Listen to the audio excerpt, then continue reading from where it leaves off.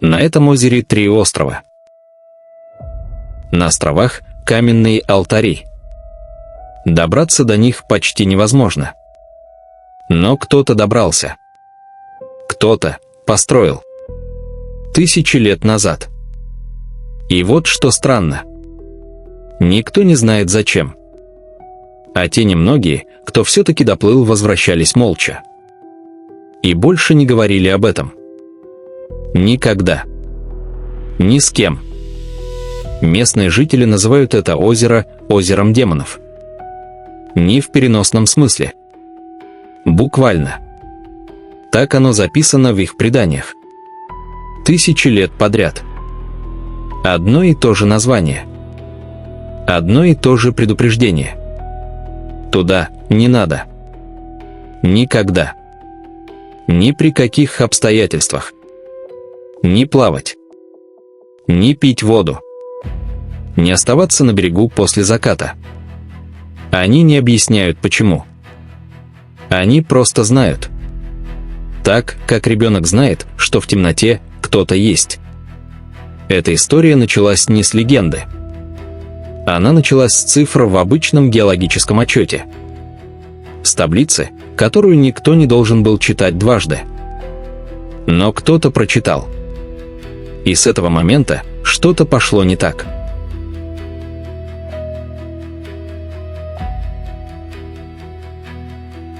Западный Тибет. 2003 год. Группа китайских геологов проводит плановую съемку района озера Ракшастал. Рутина. Они здесь не впервые. Им нужны пробы воды и линия берега. Ничего больше. Ничего личного. Ничего опасного. Так им казалось, пока они не открыли результаты анализов. Озеро лежит на высоте 4572 метра. Выше базового лагеря Эвереста. Здесь воздух разрежен настолько, что человек начинает слышать собственное сердце. Постоянно. Гулко. Как чужие шаги за спиной. В нескольких километрах другое озеро. Манасаровар. Святое. К нему идут паломники. Тысячелетиями. Со всей Азии. К Ракшасталу не идет никто.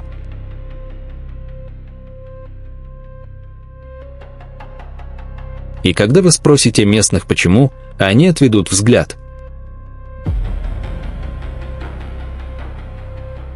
И сменят тему.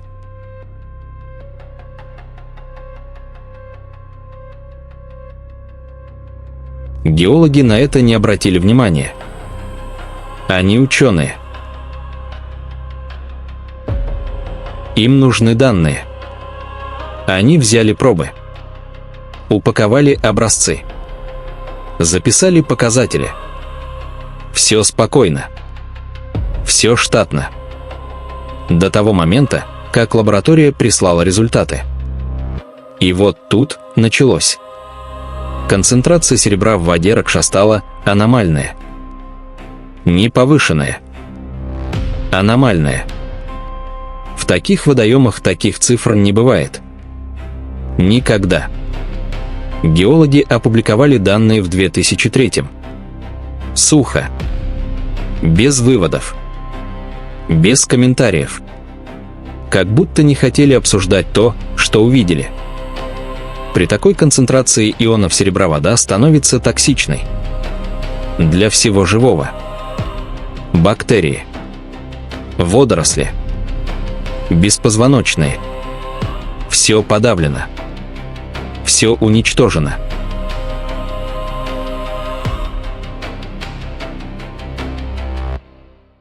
Берега голые.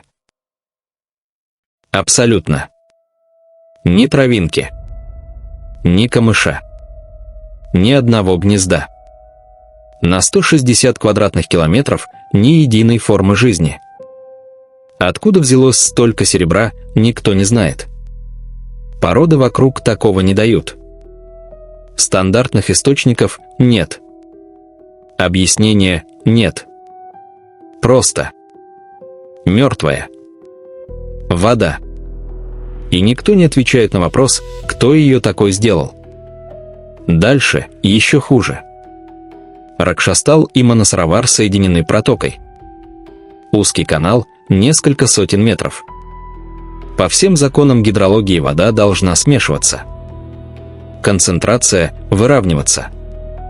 Всегда. Везде. Без исключений. Здесь не выравнивается. Манасаровар остается пресным. Живым. Ракшастал остается мертвым. Как будто что-то внутри него не пускает чужую воду. Не позволяет ей смешаться. Не отпускает свою. Ученые говорят, протока пересыхает большую часть года. Логично. Объяснимо. Но тогда другой вопрос. Тот, на который у ученых ответа нет. Почему берега Манасаровара в нескольких километрах полны жизни? На той же высоте. В том же климате. В той же геологии. Два озера. Одинаковые условия. Одно кишит. Другое пусто. Разница настолько резкая, что ее видно из космоса. Буквально. Снимки со спутника показывают четкую границу. Как шрам. Как будто кто-то однажды провел по этой земле линию. И сказал: за нее нельзя. И там, за этой линией, 3 острова. Маленькие. Каменные. Окруженные водой, которая поднимается без ветра. Волны в Ракшастале появляются за минуты. Без предупреждения. Без причины. Опытные местные рыбаки, а они есть на других озерах региона, никогда не выходят на эту воду. Ни на лодке. Ни на плоту. Никогда. Они не объясняют. Они просто не выходят. На 2 из этих островов каменные сооружения. Прямые линии. Огороженные площадки. Плоские, обработанные камни в центре. Это не природа. Это руки. Человеческие руки, которые когда-то здесь что-то делали. Стиль кладки древний. Да тибетский. Да буддийский. Это традиция Боны. Религия, которая существовала здесь до того, как пришел буддизм. До того, как появились монастыри. До того, как кто-либо записал хоть одно слово. А порода самих островов еще древнее. По предварительным данным, острова принадлежат к другому геологическому периоду, отличному от берегов. Они не часть этого озера. Они что-то другое. Что-то, что было здесь раньше всего. Что осталось, когда все вокруг изменилось. 3 зуба, торчащих из мертвой воды. И кто-то много тысяч лет назад выбрал именно их. В текстах традиции Боны острова Ракшастала упомянуты прямо. Не как святое место. Не как красивое. Как место, доступное только посвященным. С прямым запретом для всех остальных. Зачем запрещать то, куда и так почти невозможно дойти? Зачем дополнительно охранять место, окруженное штормами и ядовитой водой? Что должно быть на этих островах такое, чтобы древние сочли нужным предупредить даже тех, кто все равно бы туда не доплыл? Как будто они боялись не за людей. Как будто они боялись за то, что там. Чтобы оно не вышло. В 2008 году одну страницу из этой запретной книги приоткрыли. Намкай Норбу, один из немногих ученых, получивших доступ к закрытым текстам Боны, публикует частичный перевод. Часть. Не весь. Часть, которая касается островов Ракшастала. И там написано следующее. Острова использовались для практик, которые называются работой с границей. Границей между живым и мертвым. Это не метафора. Это буквальное описание ритуального контекста. Место, где эта граница тонкая. Где ее можно коснуться. Где ее можно открыть. Зачем ее открывали, манускрипт не объясняет. Текст обрывается. На полуслове. То ли страницы утеряны, то ли их кто-то намеренно вырвал, то ли никто никогда не должен был дочитать это до конца. Теперь о плоских камнях. О тех, что лежат в центре алтарных площадок. Они одинаковые. На обоих островах. Длина около 120 сантиметров. Ширина около 65-70. Это размер лежащего человека. Не ребенка. Взрослого. Это стол. Или ложе. Или что-то другое. Что-то, для чего нужен лежащий человек. На камне. Долго. В традиции Бона есть практики, при которых практикующий укладывается на специальный камень. На часы. Иногда на сутки. В академических работах это описано спокойно. Без подробностей. Без объяснения, что именно с ним за это время происходит. И вот деталь, от которой холодеют пальцы. Эти практики проводились в местах с аномальным природным фоном. На высоте. При низком давлении. Там, где сознание само начинает работать иначе. Где гипоксия делает с человеком то, чего трезвый разум сделать не может. Кто-то намеренно выбрал место, где тело и мозг отказывают. Где кислорода на треть меньше нормы. Где вода ядовита. Где не живет никто. Никто из живых. И построил там алтари. Тщательно. По схеме. При длительном нахождении выше 4500 метров у большинства людей начинаются галлюцинации. Это медицинский факт. Документированный. Высотная гипоксия стирает границу между тем, что человек видит, и тем, что ему кажется. И еще одну границу между тем, что человеку кажется, и тем, что приходит к нему само. Кто-то выбрал именно такую высоту.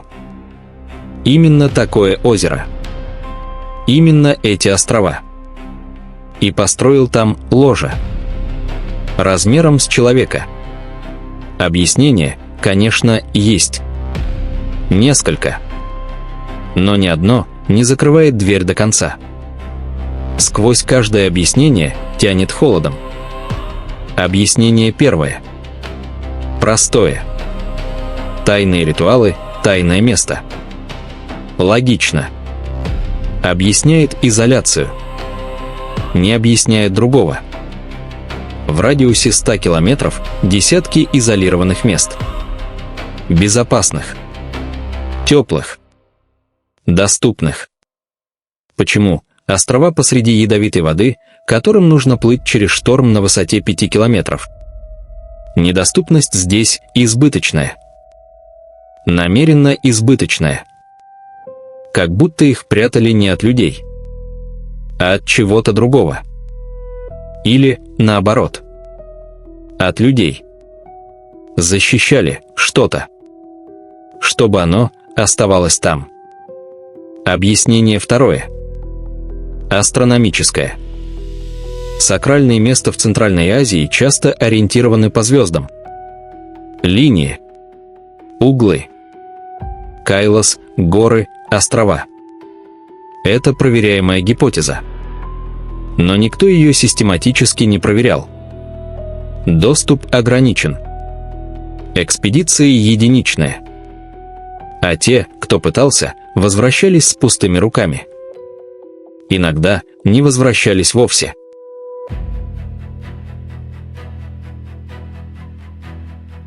Объяснение третье. Медицинское. Острова – это камеры измененного сознания. Гипоксия. Тишина. Изоляция. Практикующий ложится на камень. Видит то, что хочет увидеть. Звучит спокойно. Звучит научно. Но не объясняет одной детали.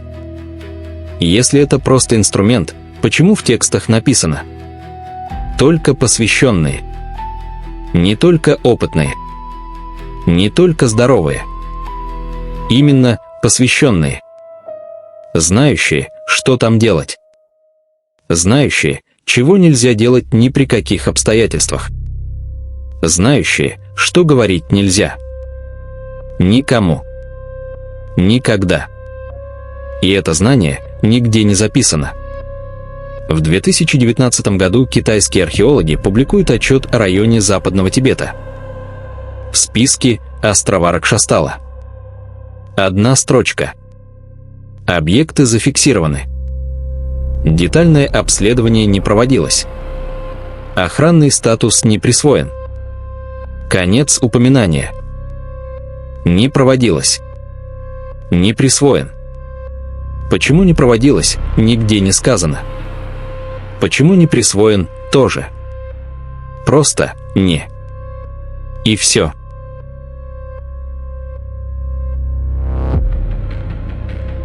Будто кто-то закрыл папку и положил ее на самую дальнюю полку.